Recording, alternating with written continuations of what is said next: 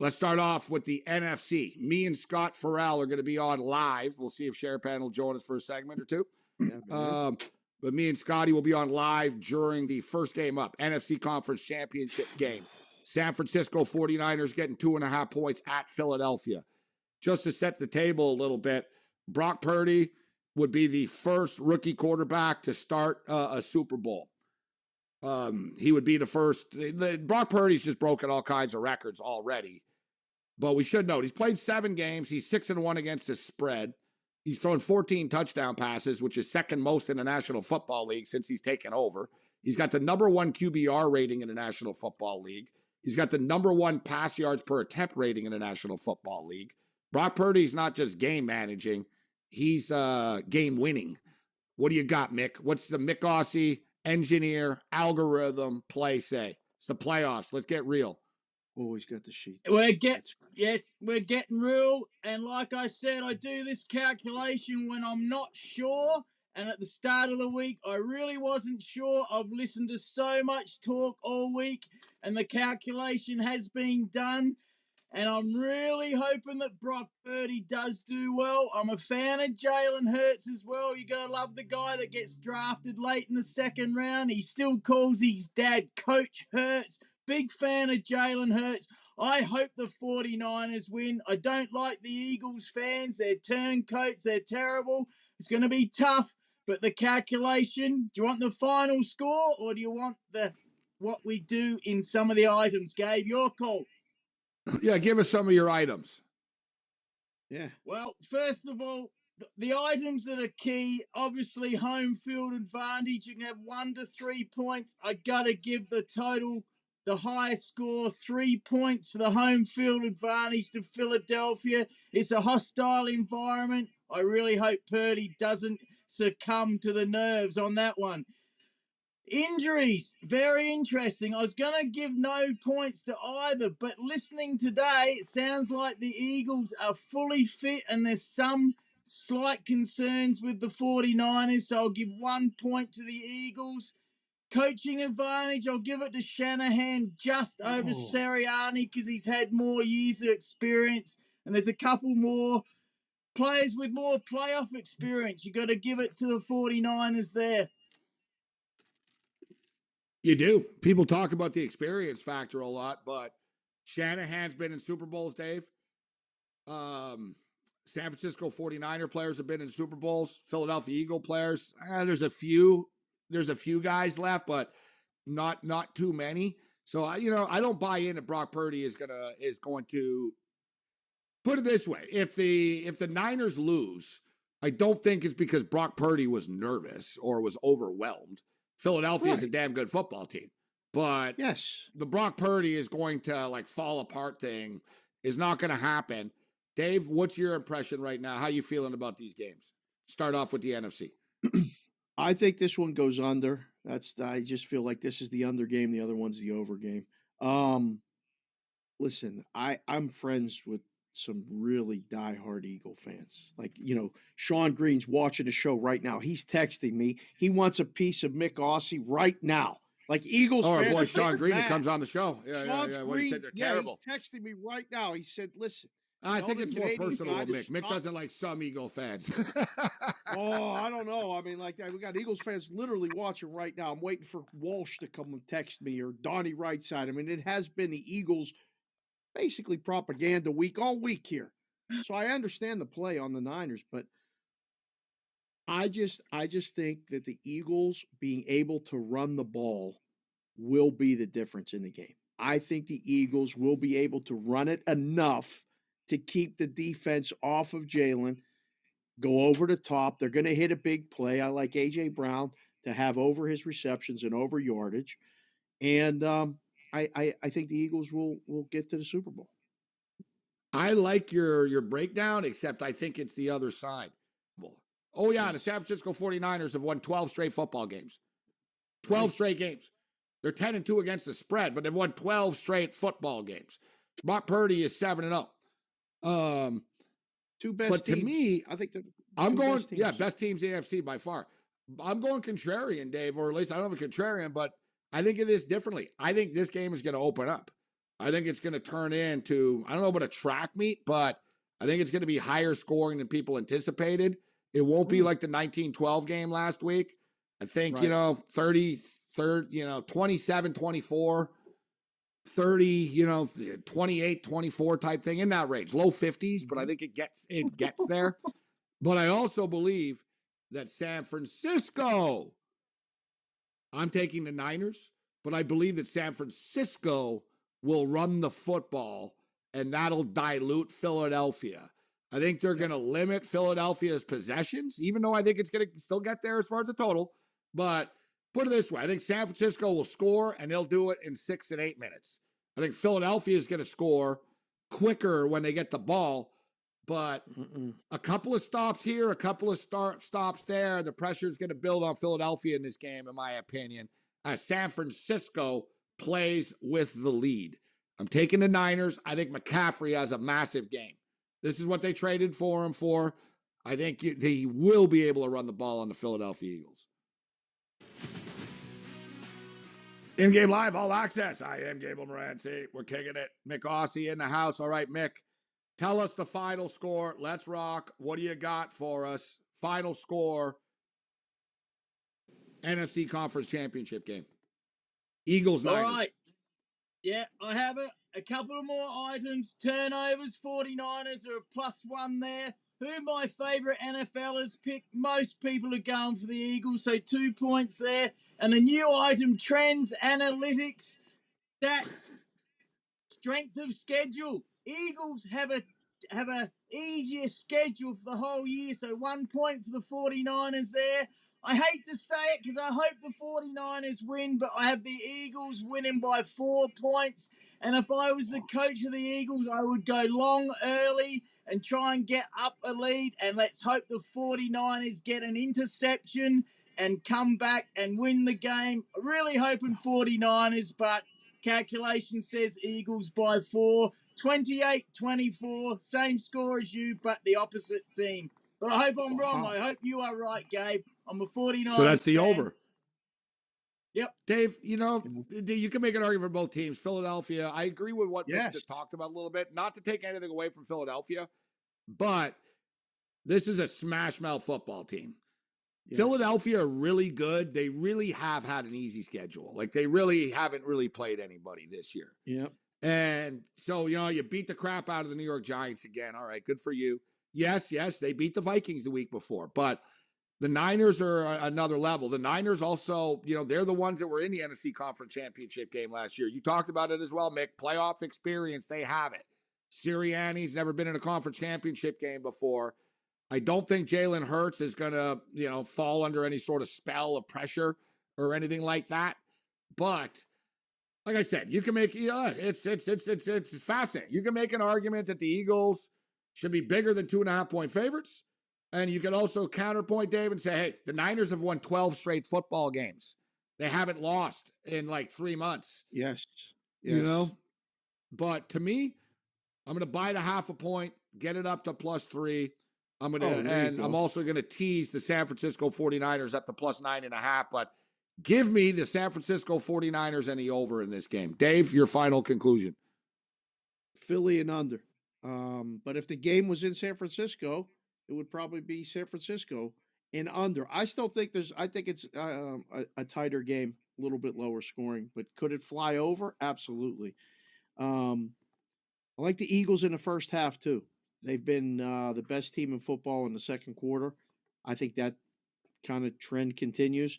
They'll probably be leading at halftime, but if they're not way up, the Niners are definitely coming back. So Mick kind of had the game script. You actually, have the other side of it, and I have this side of it. That's why this weekend is going to be awesome, because the same thing can be said for the next game too. Well, we should note as well, Kyle Shanahan is 7-1 against the spread in the postseason in his career, the third most profitable coach in the NFL postseason in the last 20 years. Yep. Has been Kyle Shanahan. 3-1 as a dog. Brock Purdy is 6-1.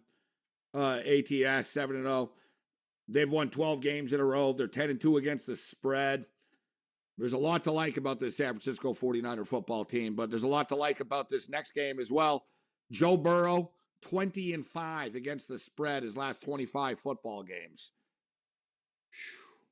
Who you got? Mick Aussie. All right. Well, Wearing the obviously, orange. as a Broncos fan, I cannot go for the Chiefs. And wearing orange, I am hoping the Bengals win. And I put money on them at plus 2.5 on Monday. I think they will win, even if Mahomes' ankle is 100%. And I liked your guest, Mike Tanier, talking about high ankle sprain. He's no good. A doctor said that the cold weather and on grass will be even worse for his ankle. I like the Bengals to win and go after Mahomes. Their defense is nasty and a little bit dirty, but that's okay. I have the Bengals winning by 6 points, and because margin is one of the letters in the calculation, I did the calculation as well. Bengals by 6, 28-22. I know we all love talking spreads, but last weekend was unbelievable football. I think this Sunday, I don't want to miss a play. I want to watch every battle.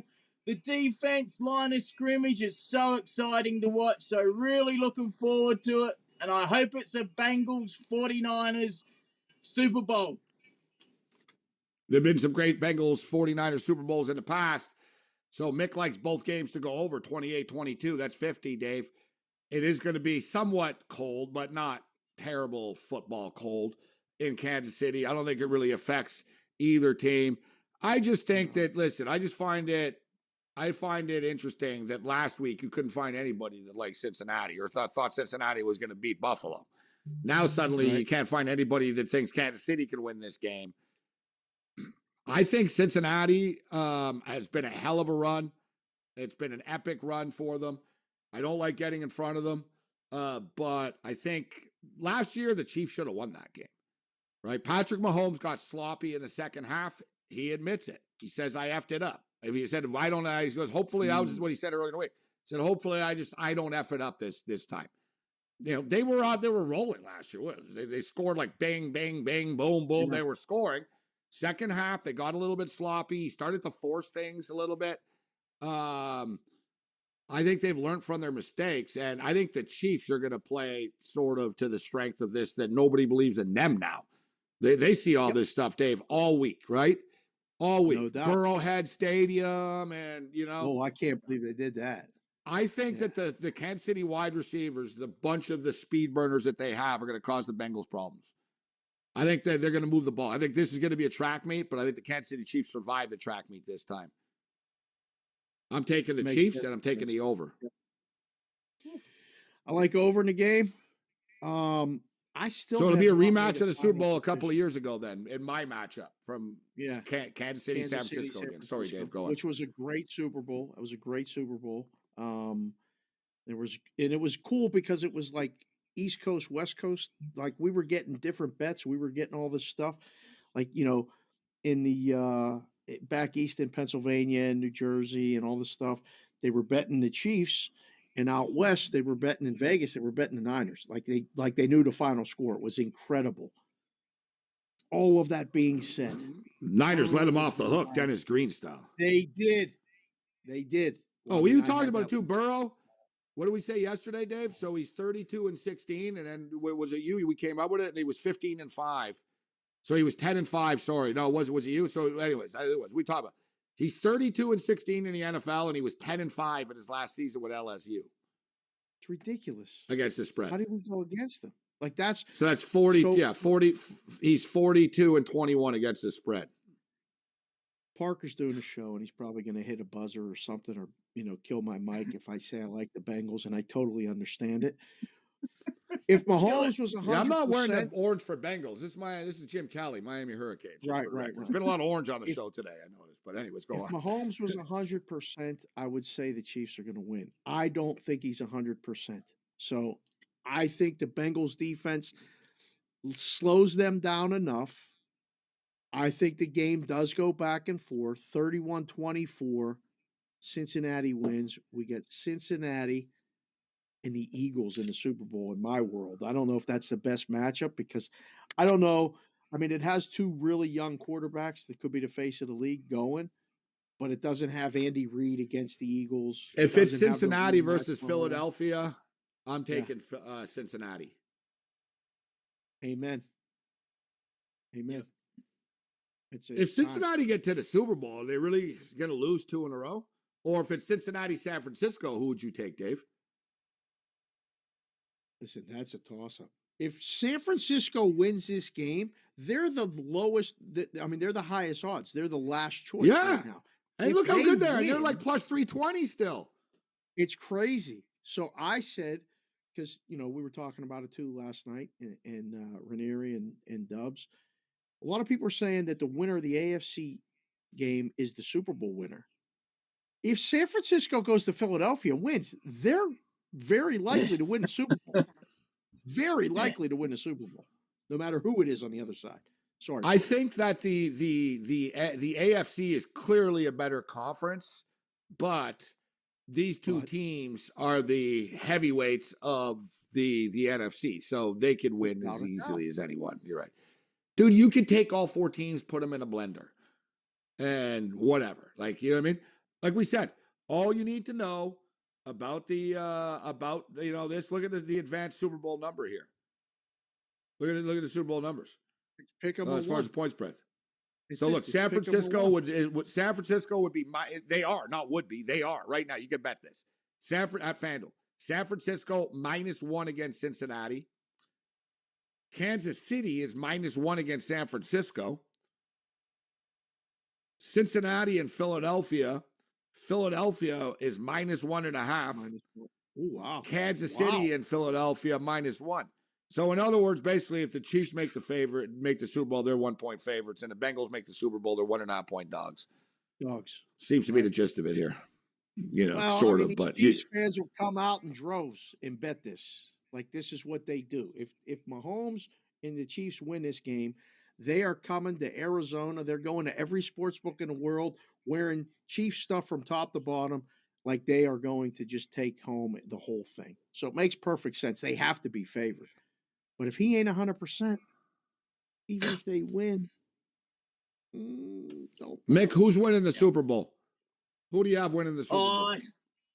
I think the Bengals will win it all. But, wow, Dave, one thing I'll say, my argument for the over is because there'll be so many millions of people watching it, and there'll be the casual NFL fans, and the NFL, they'll play a touchy little pass interference call so that the scores are higher, so more people watch, and a higher scoring game gets the casual fans addicted. So watch for the terrible pass interference calls. There's my little controversy. There you go. I'm going to throw something in here right now. If you like the Kansas City Chiefs to win the Super Bowl, they're plus 240. If the Kansas City Chiefs win the Super Bowl, Patrick Mahomes will be the MVP.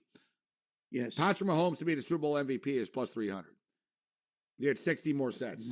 Cincinnati Bengals, Joe Burrow is plus 340. Bengals are plus 290. 50 more cents. Brock Purdy is plus 650. Brock Purdy's interesting. If they went to the Super Bowl and they won, it's the media that votes. It'd be a great story, Mr. Irrelevant, but I could see McCaffrey having a big game in the Super Bowl or something and sort of stealing it from him, right? But it's interesting. You remember when the Steelers won the Super Bowl against the Seahawks? They couldn't give it to the young quarterback, Ben Roethlisberger. They gave it to Hines Ward, who caught the touchdown. I think you're right. Like San Francisco, it's a similar situation, right? Like the Steelers defense won that Super Bowl. They told Roethlisberger, don't throw a pick or fumble the ball. We'll hand it off to Willie Parker. We'll make a big play or two. And that's exactly what they did. But when they voted that MVP, they couldn't give it to him because he threw for less than 200 yards. So they gave it to Hines Ward. So I think two plays I remember about that game. And you're lucky Cam's not here. Cam gets mad about that game, like still. Oh, I know. That's why I killed Number one, that was a garbage penalty on Seattle. That would have been a touchdown. And the next play was a pick six. Like it was a total disaster. And number two, I remember the big play for the Steelers, Antoine Randall L., right? Oh, baby, threw the pass. That was the turning. That was the game. It was the game. Okay, Mick, how do we not ask the Australian about the Australian Open? Women's, men's, who you got? Bring it on quick, Mick. What you got? Well, first of all, I hope the lady from Kazakhstan, Borat's mate, Alana Rybianka, or however you say it, She's awesome. Rybakina. She's so cool. Yeah, when she won Wimbledon, she hardly showed any emotion. She's cute. She's tall. She's got a great serve. Rybakina. Plus 110. So I hope she wins, actually. And the men's, who cares? We got Tsitsipas, however you say it, versus Djokovic. Djokovic is massive favourite. I don't care. I hope neither of them win, but one of them has to. Terrible. Federer's out. Got the Aussie Open balls. Here we go. Look. And Gabe, I've got to correct you on one thing last week. I loved you telling the stories about when people pushed me, I hit my head. But no, I didn't play Roger Federer in a tournament. I played Peter Carter, who was Roger Federer's first coach, in a tournament when I was about 12 years old. And there's a video of Roger Federer saying how great a coach he was. And he actually died in a car crash. So I played. Did you beat Peter him or Federer. did you win or lose?